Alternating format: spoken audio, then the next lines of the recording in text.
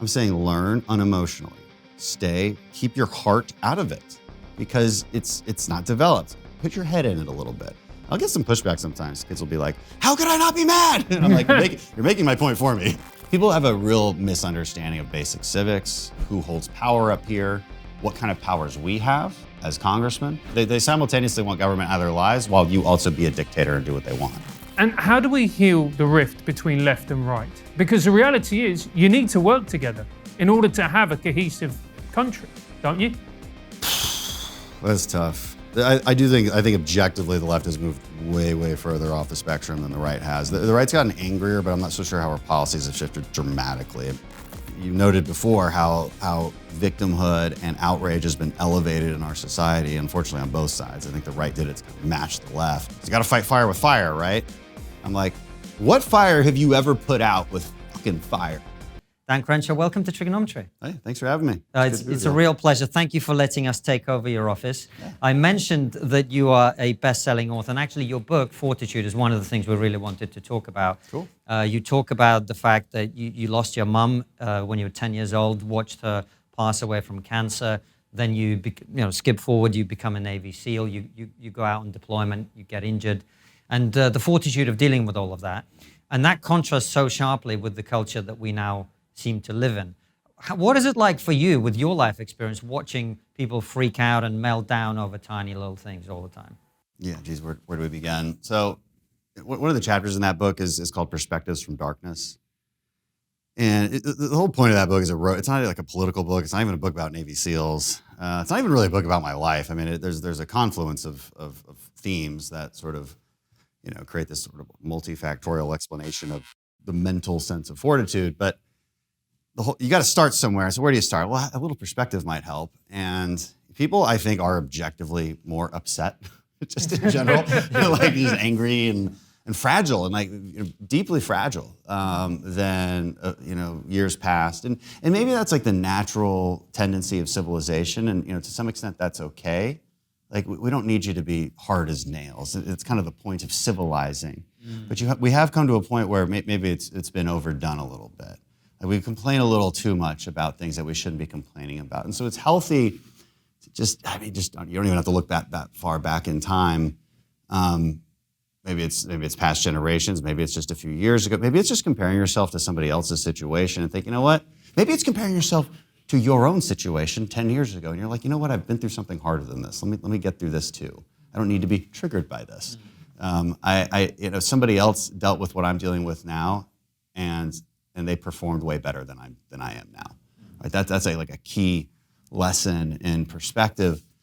We hear it all the time in buds. They'll say like, look, you guys are looking pretty miserable, but you know what? There's like 10,000 people who've done this before you. They did just fine. So either like sack up or just get the hell out. That should be a fortifying message. To a lot of young people these days, that's like an attack. Like you're attacking my sense of well-being, attacking my self-esteem. I was told that I'm perfect the way I am. But that's like the worst thing you can do to somebody. I would tell you you're perfect the way you are if I don't like you, because then I don't want you to improve. If I care about you, I want you to improve and seek self-improvement. So you can only do that if you have some kind of perspective. And the reason I bring my mom into this conversation is because I watched her truly suffer, but I'm not sure that I was really aware of how bad she was suffering at the time, because she hid it from us. I mean, all we saw was like my best friend and this like humorous lady who made jokes and still looked after us. And I'm sitting on my own kind of, not a deathbed, that's a little too dramatic, but like a bed that I can't really move out of, blind. It's like, well, you know what? I'm still not that lady in her late 30s dying from cancer. She manned up. Maybe I should too. That's the point there. And you mentioned perspective. It's something you talk about in the book when you went to Afghanistan on deployment, and you would see people and you had the sense that they see the world differently. And for Francis and I, both living in the UK, very comfortable, very prosperous. I'm from Russia originally. I've seen the way that people live outside the West. His mother's from Venezuela. How do you give that perspective to young people who grow up in comfort, who grow up in stability, who grow up in places that are better than humanity has ever experienced? How do we create perspective when there is none? The first step is just telling them to try learning about it. I don't think it's that much more complicated than that. And I guess now that you mentioned, I did have the advantage of, I grew up abroad too. So, I lived in Cairo, Egypt before like, those were my first basic memories as a toddler.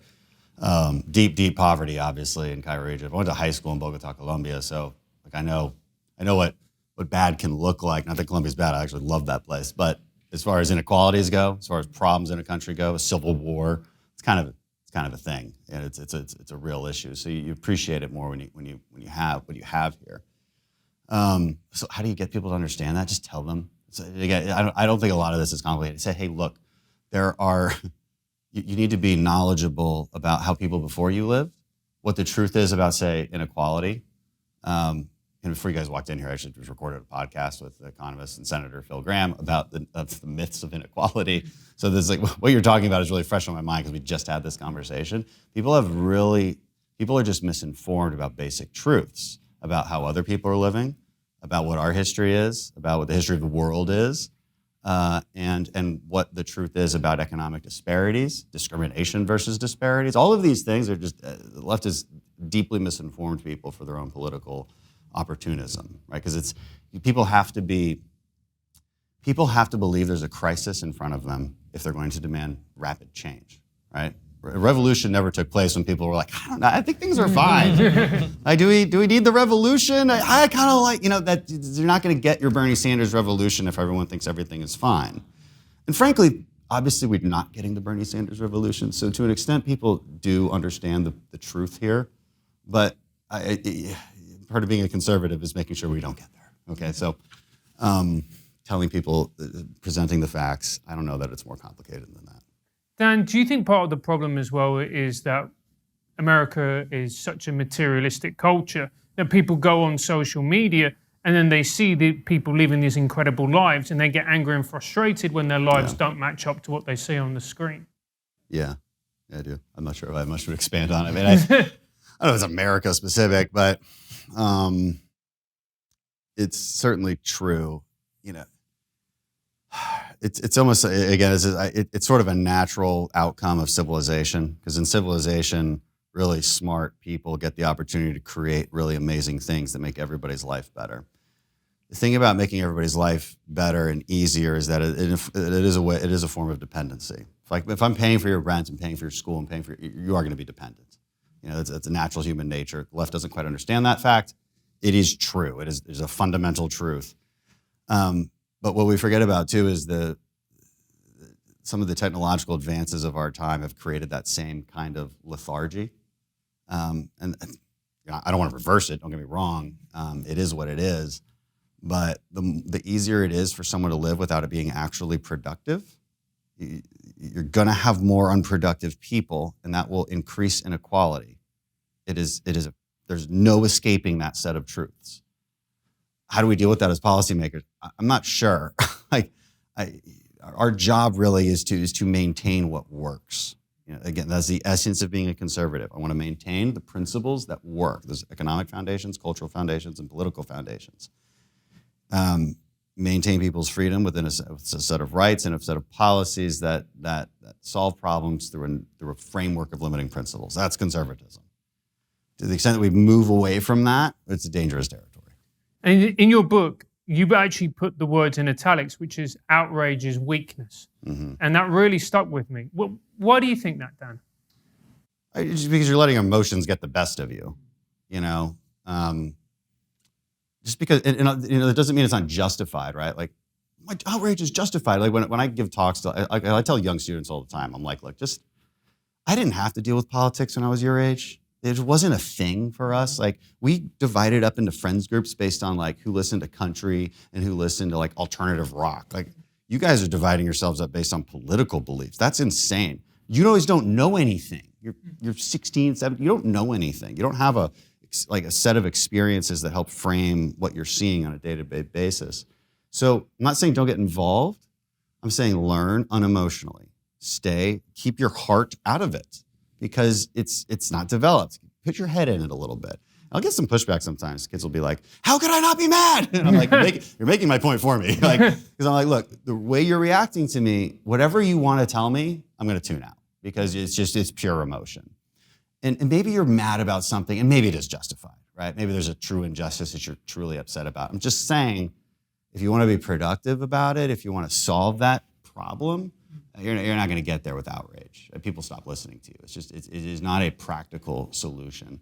So you've got to learn to control it. Like in the SEAL teams, it's like we're not fearful just like everyone else is. It's not like we're not outraged just like everyone else is. We just have an extreme ability to control our aggression and control our fear. That's all it is. It doesn't mean you're fearless. If you're fearless, you're a psychopath. So we tend not to like those guys. They don't actually don't mesh well. So it's really it's simple because it means that you've allowed yourself to give in to a completely unproductive path. And it's really interesting you say that because we now celebrate emotion. If somebody's offended, it's celebrated. If they're outraged, it's celebrated. If they're angry, it's seen as righteous. But the point that you make is that we can't change anything just with emotion alone. Yeah, it's very typical if you're kind of far right and left, like spectrums. Like the biggest indicator of being an extremely left or extremely right is their tendency towards outrage, and also the preference, frankly, for a set of ideas maybe that are unsolvable, right? Because it like they prefer the outrage, like they feed off of it. So they don't really want to solve the problem. That's very clear to me after being in politics for almost 5 years now. So if you want to solve problems, you gotta keep the emotions out of it. I mean, it's just really that simple. And you're obviously a Republican, so the fact that you would take a couple of swipes at the left makes sense. Francis and I are somewhere in the center. We have a lot of center-right guests on like you. And one of the things I'm thinking about increasingly is that, yes, the left started all this emotional stuff. But, we're sitting here not very far from the Capitol, where we saw what happens when the right does the same thing. Are you concerned that both sides are now at this? Yeah, I talk about it all the time. So that's why I take so much flack from some of those audiences, because I call it out. I mean, when you start acting like this, the populist right, the populism to me is a left-wing sensation, okay? Because what is populism? It's me telling you what you want to hear. Right, for popularity's sake. Well, look, yes, it is popular if I just promise the population $3,000 checks every month for free. Of course that's popular. Does that make it a solid policy? Of course not, right? The left is really good at that kind of stuff. I want to buy your vote. I'm going to pay for your school. I'm going to cancel your student debt. I'm going to pay for this. I'm going to pay for that. I'm going to tax the rich to do it. Oh yeah, that's populist. I mean, it's buying your votes. The right-wing populists have given into that nonsense to some extent. That concerns me a great deal. But what do you make of their argument, Dan? Because what they would say is, look, the corrupt elite right here in Washington is ruining the country. It's rhinos like Dan Crenshaw, Republicans in name only. They don't want to change anything. They want to sit there and profit off blah, blah, blah, blah, blah. What do you say to people like that? I'd say give me specifics. I'm like, you can go through your list of sort of talking points that we can all read on Twitter. Like they've been recycled a million times. What does it mean? Like, what the hell do you mean by that? Give me, let's get down to the actual brass tacks. Like, what do you mean? And it becomes this sort of whirlwind of answers once we get to that point. You want to profit. You're in everybody's pocket. I'm like, what does that mean? People have a real misunderstanding of basic civics. Who holds power up here? What kind of powers we have as congressmen? I mean, people want you to solve it. They simultaneously want government out of their lives while you also be a dictator and do what they want. Right? I know this because I read the comments. So like, why are you posting about you should be doing this? Like, why do you do this? It's like, well, this is just how our government works. I mean, you're a constitutionalist, right? So you have to follow the Constitution and the parameters it sets out. I think people say those things too because they've been conditioned to hear those things and then repeat those things by political campaign after political campaign on the left and the right. It's just become this popular sentiment. And yeah, I guess you could define populism that way too, just counter elites. Well, but again, like what the hell does that mean? What is it? Which elites? Why? Let's get specific and then address that problem within a set of principles that we all adhere to, that what I thought we agreed upon. Not just resentment for resentment's sake. Well, I suppose what people mean is that there is a big disconnect between what happens in this city and the lives of ordinary people out there. The values of the people who are here are very different. Their way of looking at the world is different. And for a lot of people, I think the reason that they're tempted by populism is they feel unheard. They feel unseen. They feel like politicians don't respond to their needs and what they want. Yeah, I mean, what I would tell people then, again, I want specifics, and I know, I'm not sure you're in that category, so it's hard for you to come up with specifics because you're not the one yelling at me about it. Yeah. But I have had these conversations, and I always try to say, like, that's fine, but what do you mean? Like, give me an example of a policy, and they'll give me a policy, and I'll be like, okay, well, just so you know, like that policy polls 60% with the American people, so how are we not listening to the American people? Okay? Just because you don't, and they're like, I am the people. I'm like, well, you're not though. Okay, there's actually a lot of you. And do you think this is what the internet does? Is this what the internet does? 100%. Everyone has got their own little silo, and in my own little silo, I'm the king of the world. I represent the people, and therefore I represent everybody. When actually, you're about 3% of society. Yeah, I hear it all the time. We, the people, want you to do this. I'm like, well, you want me to, but if you go and poll your own neighbors, you're going to get a lot of different opinions, man. So, like, that's life. And I will say this too, that most of the normal people just going to work, like, they're actually not paying attention to my political posts. They actually do just talk about kitchen table issues. So you've got, social media has done this, right? It's elevated very fringe issues in our politics that actually most people don't really care about. So you do have to use scientific polling to really get what people care about. And then it starts to make more sense. It's like, it starts to be like inflation, like basic economics, the border, things that you should expect people to care about. It becomes a little less of the kind of lightning rod issues. Not that the lightning rod issues don't matter on day to day, but there's like social media world, like, Twitter isn't real life. It doesn't necessarily translate to how people are feeling. And, I always do feel better when I actually, and I do this a lot, when I'm just taking questions from at my events, like back home. Because now I'm hearing from the people. Like, now I'm actually hearing from the people, especially when I go to, there's two different kinds of events, okay? There's one where I advertise it. So who's gonna show up to that? Political people, like people who are really interested in politics. So you have to do other kinds of events. Like, I'll do like a town hall, but I'll go to a specific company and like get to talk to all their workers. These are all people who would not take the time to go to some random political event. I don't blame them. But now I get to hear what regular people are asking, right? And it's very different from what your political entertainment industry wants you to think they're asking about.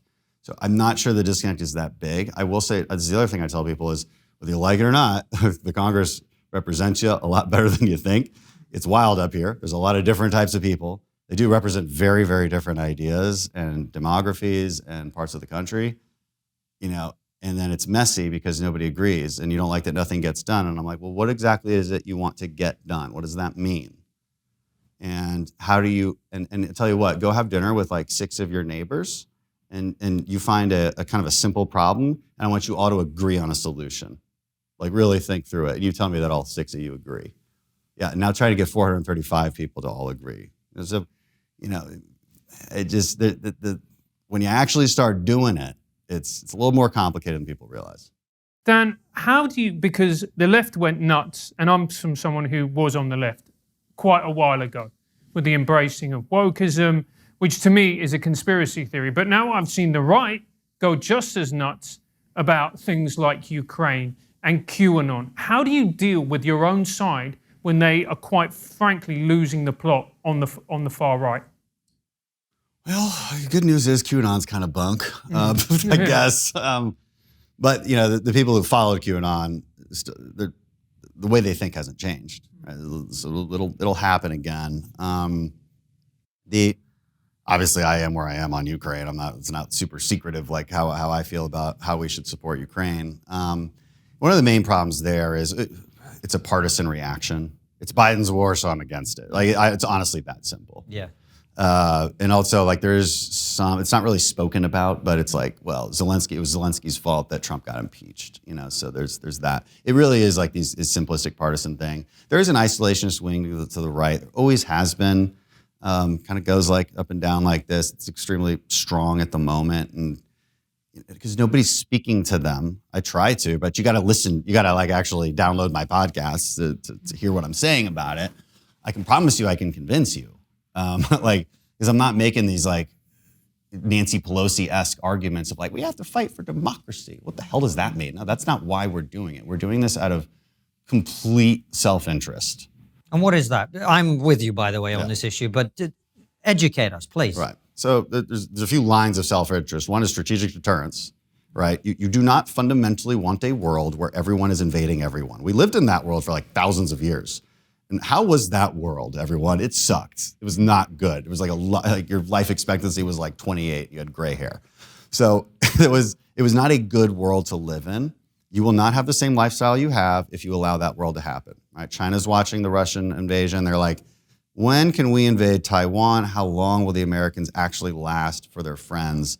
And this is just payments, by the way. This isn't even like lives we're talking. We're not spending a single American life. We're saying, I want to avoid the following scenario.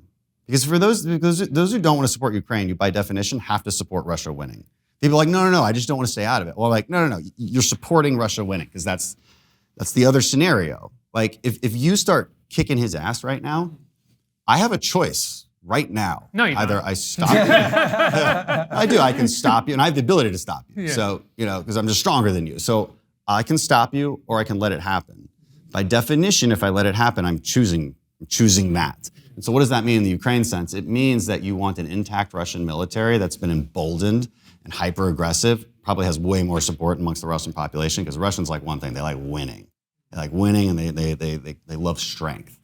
And now you're on 4 more NATO countries' borders. How is that a good thing? What the hell is wrong with you? And you're telling me that all I have to do is write a check to Ukrainians and then they'll like stop that from happening? That's a good deal. So strategic deterrence is a big deal. A world without chaos is a really big deal. And 2 large countries warring is chaos. And it turns out, if you bother to look at history at all, European wars tend to spread. It's just Europeans. You guys explain it to me. I don't know. And they draw us in. So on the other hand, it's like, and then they kind of diminish Ukraine as this like economic backwater, which is crazy. It's like 50% of the world's neon, a ton of iron ore that we use in our steel, like 15% of the world's food supply. Like, you haven't felt those effects because the economy is still working. They're still exporting a bunch of that. It's not nothing. Neon, by the way, is used for semiconductors. Right? So this gets to the Taiwan situation. Like, everything is connected. Like, you can't build a freaking pencil these days in your country. You can't. It just not without it costing like way more than it should. I've had that conversation with like really conservative high school students who've like been kind of captured by this, like in an emotional way, like by this kind of right-wing Bernie Sanders-ism.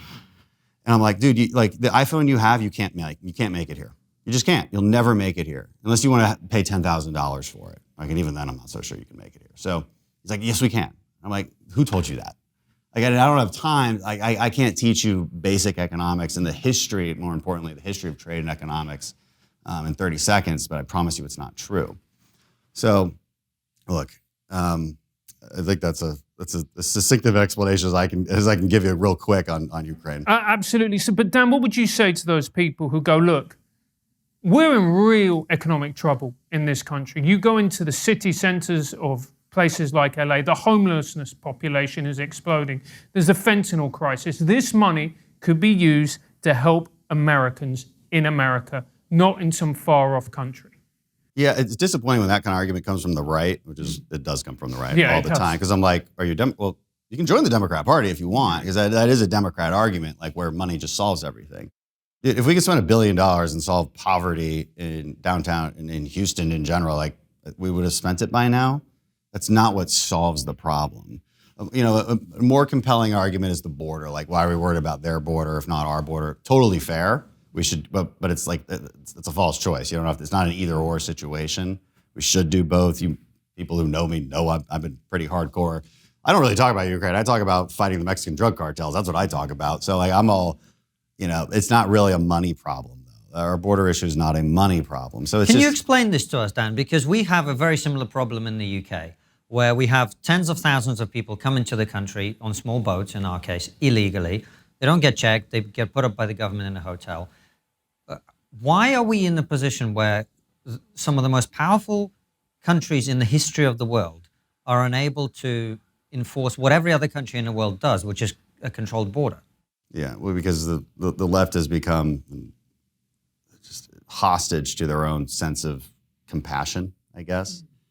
You know, I always people ask about this, like, why can't Democrats see it our way? And I'm like, there's a couple things. There's probably political incentives. At least in America, there's probably some political incentives. They think they'll vote for them eventually. It's not a really good strategy, so I'm not sure that's true. But anyway, but I think fundamentally they have different moral reasoning than conservatives, and so they don't even. Conservatives think that like loyalty to your group. I'm referencing like Jonathan Haidt's work here. Mm-hmm. It lays this out really well and explains a lot of policy differences between the left and the right. It does.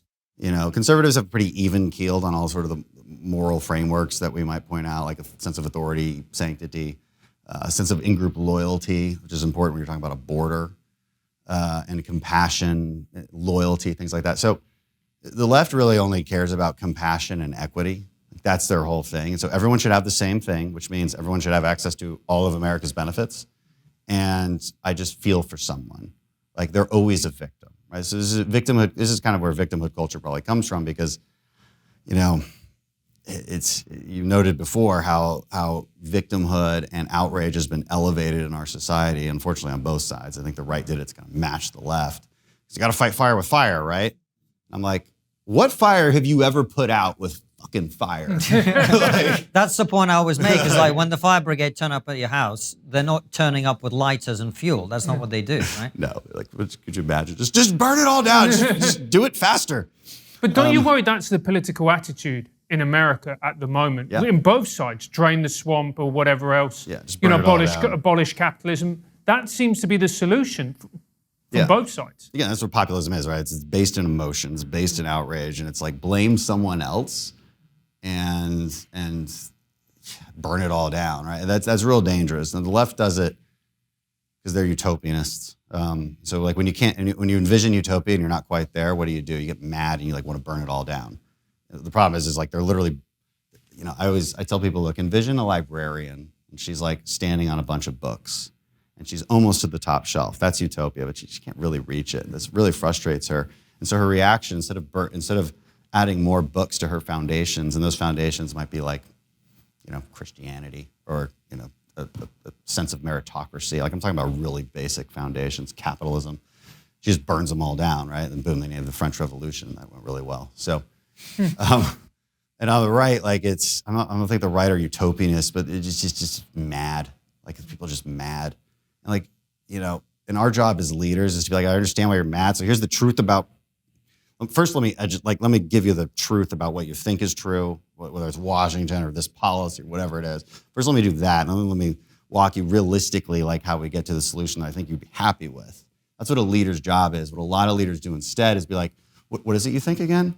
I agree with you totally. Like that's populism because I'm just mirroring your emotions so that I can manipulate you. That's what populism is. Dan, but let's come back to the immigration because.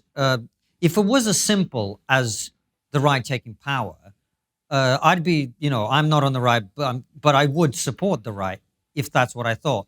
In the UK, we've had a conservative government since 2010. And in this country, only until very recently, you had a Republican president who did not solve this problem.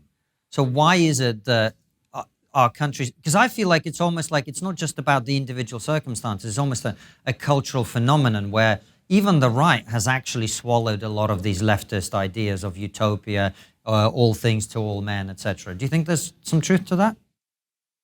No, it's just the politics of it got messy, probably. So I will say Trump's policies did make it a lot better, right? And it's a simple disincentive to come across the border illegally by saying, look, you can come across, fine, but you can claim asylum, but you're just gonna wait in Mexico while we adjudicate that. And so what that did fundamentally was stop the abuse of the asylum system. That's the fundamental problem in our country.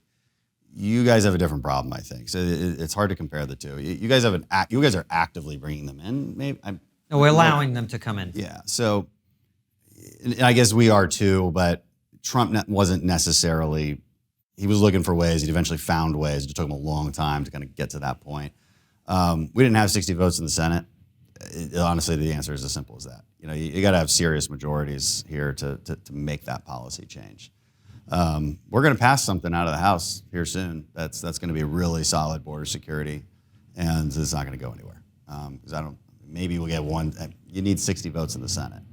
So that's the simple explanation. I don't think that there's a single Republican out there who would be like, yeah, I mean, we should just keep letting them across. Like it's pretty well ingrained in our base to believe the opposite. I know. The reason I bring up the cultural point, though, is I talk about this in my book.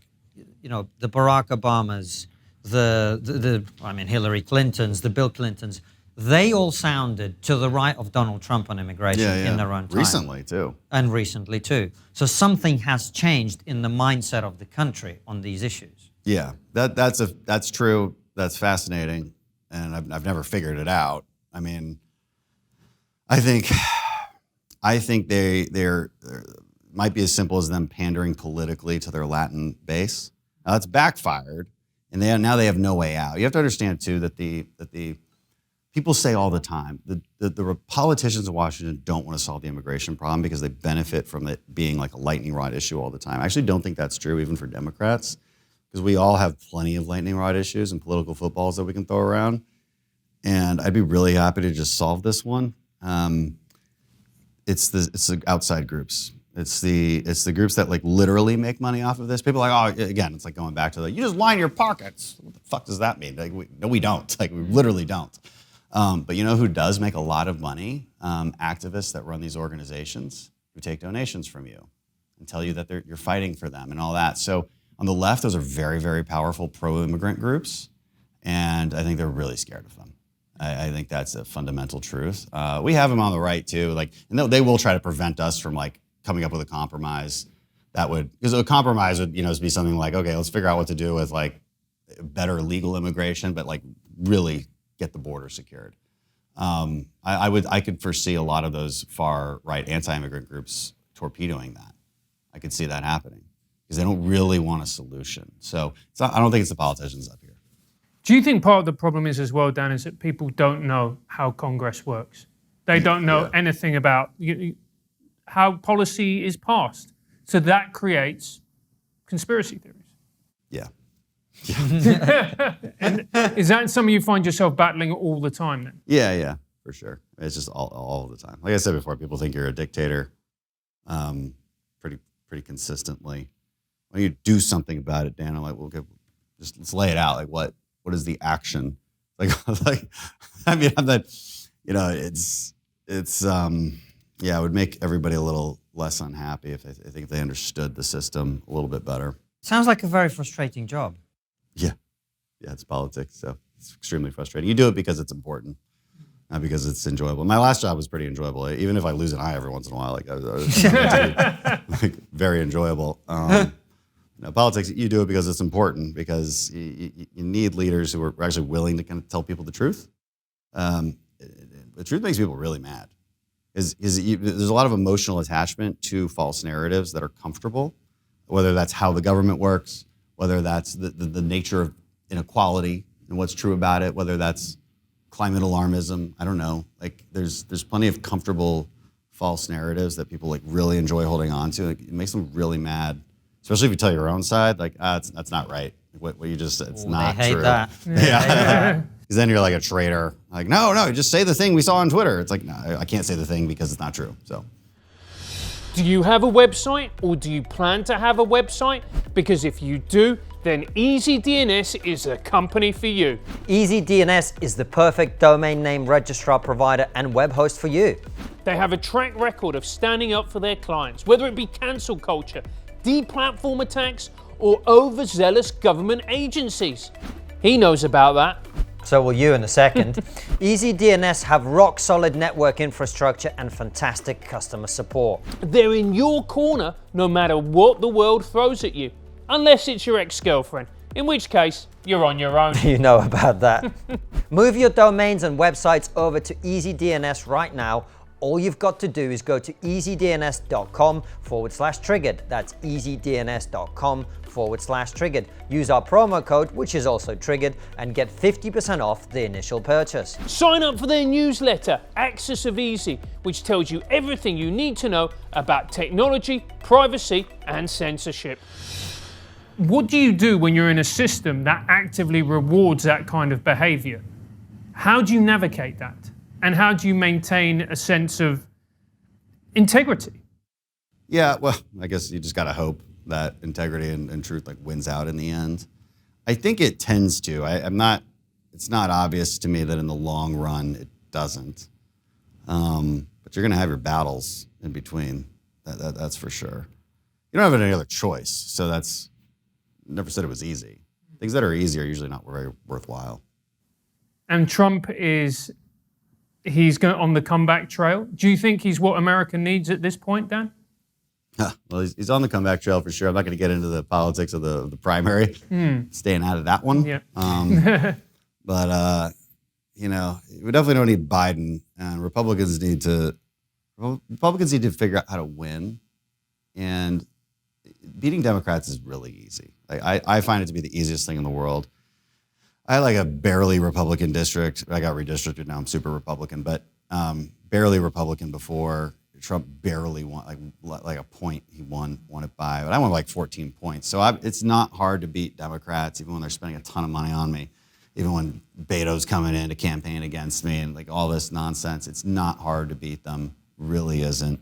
You just got to be somewhat look, how do you win an election? Get enough people to know who you are and be somewhat likable, more likable than the other guy that's winning. So this is not a hard thing to do. I mean, Democrats are trying to ruin women's sports. They're trying to tax your business out of existence. Biden is making a deal. You said you were going to ask me what I would think people should know about. Well, here's one thing.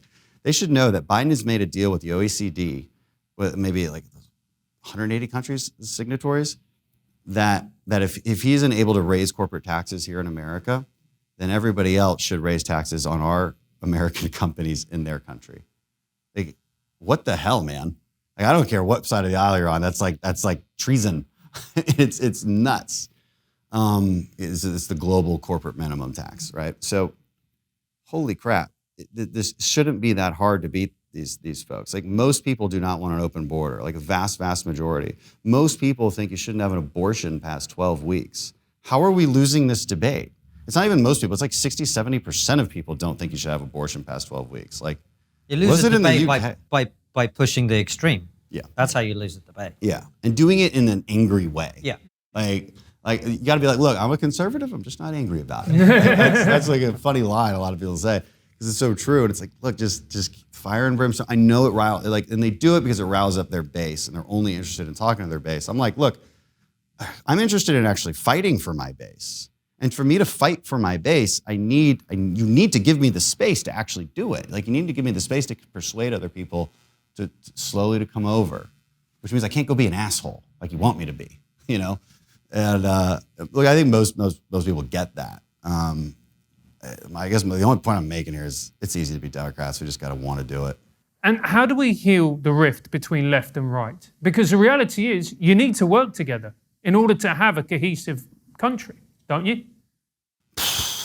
That's tough. I think objectively the left has moved way further off the spectrum than the right has. The right's gotten angrier, but I'm not so sure how our policies have shifted dramatically. I mean, you can point to some things, right? Like some things that are good, like a skepticism of trade with China. I think that's a good skepticism to have. Like, there's nothing in conservative philosophy that says we just have to let Chinese do whatever they want, free trade for all. Like, that's actually not a conservative philosophy. Domestically speaking, economically, yeah, it is. But international trade, like, you've got to negotiate. So there's some healthy aspects to the so-called, I wouldn't even call that populist. It's just smart policy.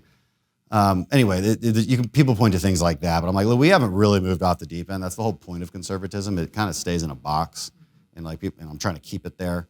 The left has moved way far. How do you solve that, man? I don't.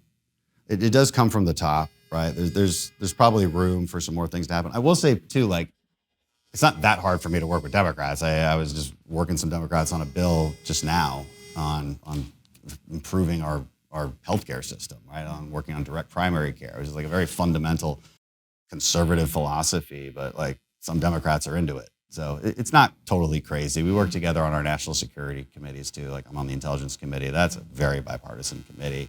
And seeing us argue in there. It's helpful when there's no cameras. And Armed Services Committee is usually pretty bipartisan as well. So there's most bills that pass, by far the majority are bipartisan, pass with a lot of support. Now, they're not like changing the world. You know, we're always going to disagree on fundamental things, and that's, by the way, that's the whole point of having a left and right. I do think America's does seem to me like the last place where it's like truly 50-50. Doesn't seem that way anywhere else. Like, I mean, I'm sure you can maybe argue with me on that, but you know, we need to. It's healthy. Like there's something about that that's healthy. I think it'll be like that for the next 1,000 years, and it was like this 1,000 years ago. I think that's naturally wired within the human race to see things in sort of the Thomas Sowell conflict of visions framework, right? It'll always be that way. It's like that everywhere. You guys have different names for it. We call them Republicans, Democrats. Y'all call it labor and conservative. You know, you need a few more conservatives, I think. You know, we absolutely work on that. Yeah, just a balance. Balance is good. Balance is very good. What does conservatism mean to you, Dan? Because people, you ask conservatives what it means to them, and you get a million different answers. Yeah, that's a problem. Most people don't know. I said it earlier. So it's a conservation of Western values fundamentally, and I would categorize that three ways: cultural, political, and economic. So cultural just means like Judeo-Christian values. Right? I'm not saying you can be an atheist, but you still adhere to the same values that Judeo-Christian morality teaches. Just, you know, whether you like it or not, you do, and you agree with it.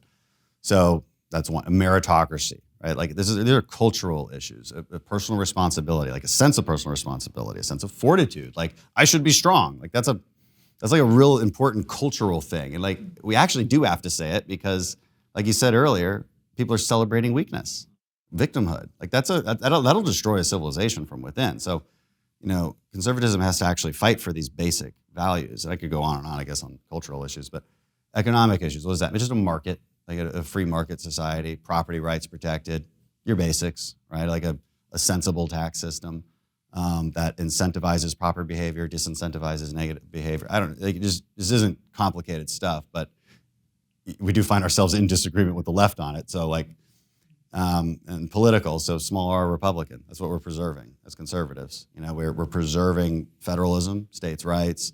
We're preserving the idea that if you have a problem, it's likely that the local people will kind of know how to solve the problem better than somebody in Washington.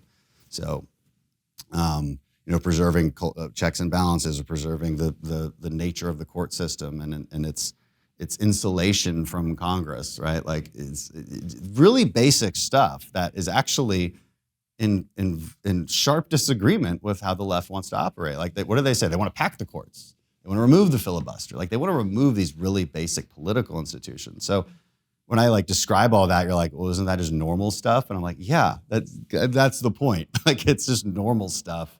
And then, you know, and then we look at new problems. Conservatism means having a framework with which to solve the problem. Too many conservatives thinks it means don't ever solve a problem. That's a problem. Like, that's not what it means.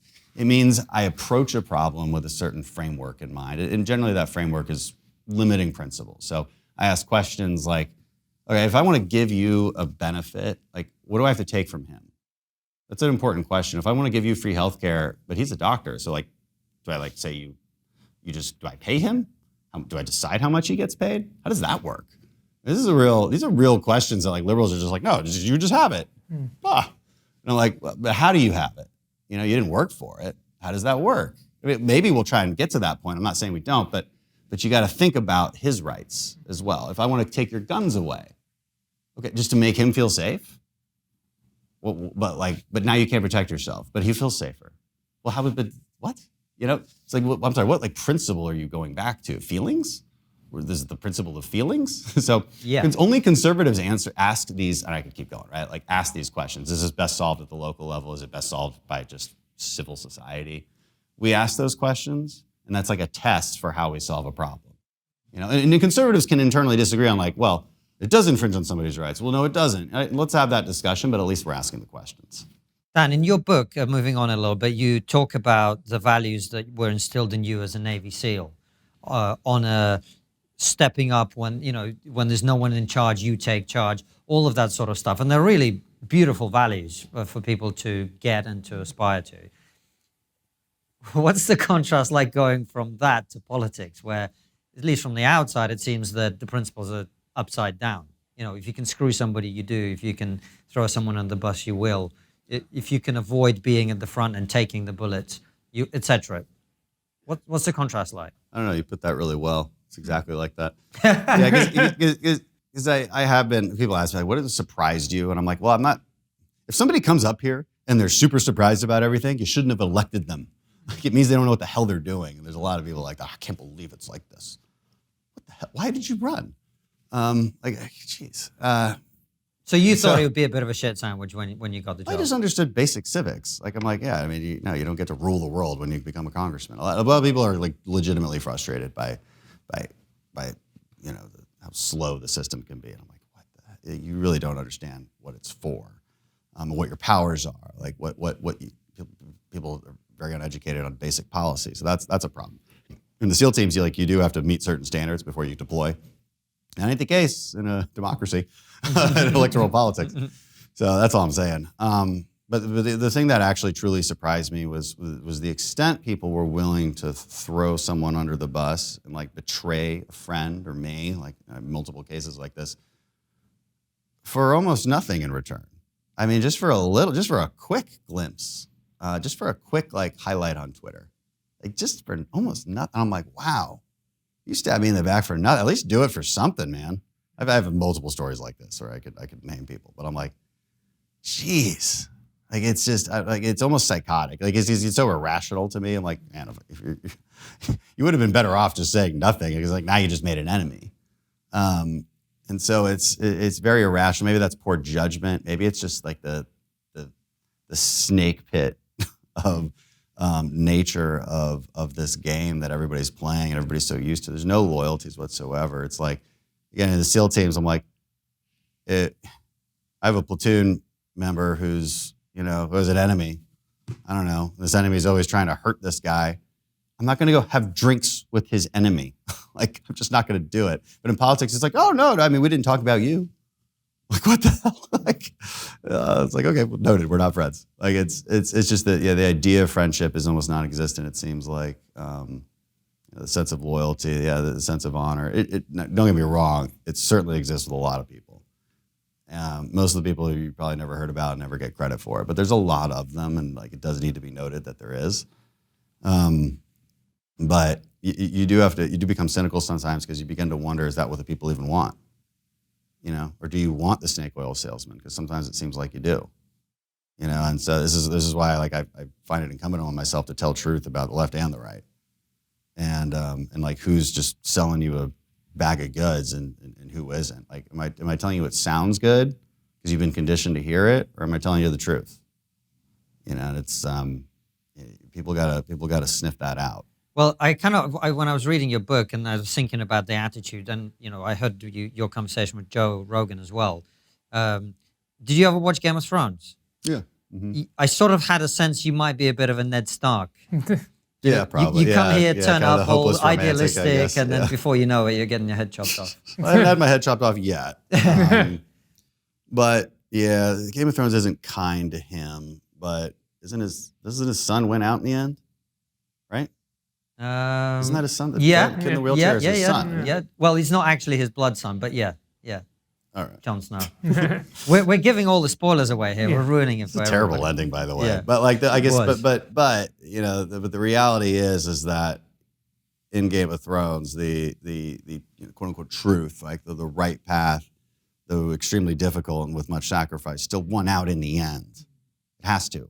So it might be different characters at the end, but it still wins. And so you can't let go of that. I mean, what do you have if you do let go of that? Like, you have nothing. And so it's not worth it. It's not worth selling your soul. Some people sell their souls up here because they probably can't do anything else. Let's be honest. Like, I can do plenty of other things. So it's not worth selling of the soul. And do you sometimes feel that that's a problem, that the characters politics attracts? The people who want to be center stage, the people who want to be revered. That's kind of a side effect. Do you think that might be the case? It depends on the district, right? I mean, you definitely see that in some places. You see that character get demolished in some districts, right? And like a much more like normal person gets elected. So it really really depends. That's why I tell people all the time, I'm like, look, man, the Congress represents you just fine, trust me. Like, you can find your person up here. It might not be your representative, but it is your person. Like, you've got somebody voting for you. Like, there's a lot of different characters up here. It's, the average IQ up here is 100. It's just What a great note to wrap up on, Dan. A couple more questions, and we'll ask you some questions for our locals. Well, no, in fact, not a couple. Our final question is always the same. We did warn you about it.